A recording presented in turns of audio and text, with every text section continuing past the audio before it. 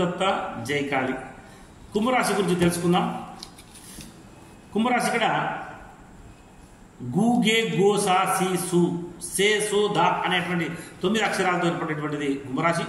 ఆదాయం 14, వ్యయం 14. ఈ లక్షణాలు ఏ విధంగా ఉంటాయంటే మృదు స్వభావం, దయ, వినయం, మధుర వాక్కులు, విశ్వాసం కలిగి అందరూ సామాన్యమైనటువంటి ప్రవర్తన బట్టి ఎట్టి పరిస్థితులు మార్చుకున్నారు. విఘ్నములన్నింటినీ దాటి ఆదర్శమును సాధించెదరు. ఒంటరితనం ఉన్న కష్టపడరు. భక్తుల యందు అయిష్టత దేశపడరు. ఉత్సాహంగా కాలం గడుపుదరు. బాగా జ్ఞాపక శక్తి కలిగి ఉంటారు. అందరినీ సోదరులు సోదరిమణులుగా చూసేదరు. ఇష్టమైనటువంటి అభిప్రాయాలు నిశ్చితంగా ఉంటాయి. మరి రాశి వారికి అర్ధాష్టమ గురుడు 7.5 శని వల్ల అంతా గడ్డుకాలమే. ఇంటి అందు శుభకార్యములు చేయుట, అధిక ధనం ఖర్చు అవుట, వ్యర్థ సంచారం, అనవసరమైన ఆందోళన, గృహ నిర్మాణం చేయుట, విద్యార్థులకు కష్టకాలం, ఉద్యోగస్తులకు ఆటంకములు, వ్యాపారమందు అభివృద్ధి లేకుండా, కొత్త వ్యాపారం వల్ల నష్టములు, నమ్మిన వారి నుండి మోసములు, గృహమందు ఐక్యత లేకుండా, కొనుగోలు చేసినటువంటి స్థిరాస్తులు విలువ తగ్గుట, ఇష్టమైన వస్తువులు అమ్ముట, మనసునందు స్థిరత్వం లేకుండా, ఏదో రకమైన టెన్షన్ పడుట, అనవసరమైన తగాదాలు ఎవరో చేసిన పనికి మీరు బాధపడాల్సి వస్తుంది. రోజువారీ ప్రయాణంలో జాగ్రత్త అవసరం. అసంతృప్త ప్రేలాపాలు, క్రయ విక్రయాల వ్యాపారాలను జాగ్రత్తగా, మానసిక చింతన, కొంతమంది ఆత్మీయులు విడిపోవుట, పెద్దల మాట వినకపోవుట, ప్రయోజనం లేని ఉద్యోగం చేయుట, ఆర్థిక లావాదేవీలో తప్పటడుగు వేయుట, రాని బాకీలు వివాదమవుతాయి.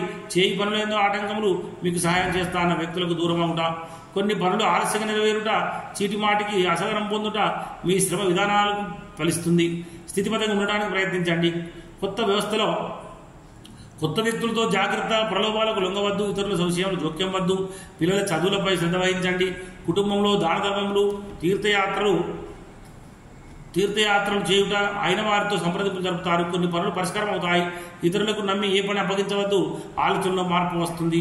ఓర్పుతో మెలగండి. అవకాశం చేజారని నిరుత్సాహపడవద్దు. మీ కృషి త్వరలో ఫలిస్తుంది. ఆత్మీయులతో సంభాషణ ఉపశమనం కలిగిస్తుంది. వాగ్వాదాలు దిగవద్దు. సన్నిహితులతో కొన్ని సమస్యల పరిష్కారం అగును. ఖర్చులు అంచనాలకు మించుతాయి. సాధ్యంగానే హామీలు ఇవ్వవద్దు. ఎదుటి వారి తీరును గమనించి మెలగండి. కొత్త పనులకు శ్రీకారం చుడతారు. ఏ పని చేసిన ప్రారంభంలో ఆటంకాలు ఏర్పడి తర్వాత నిదానంగా నెరవేరుతాయి. గుట్టుగా ప్రయత్నాలు సాగించండి. పనులు సానుకూలత మరియు శ్రమపడండి. మీ కృషి ఫలిస్తుంది. కావున మీరు గురుశని జపతర్పణాలు, హోమాదులు చేయించండి. ప్రతినిత్యము నవగ్రహ స్తోత్రం చేయండి.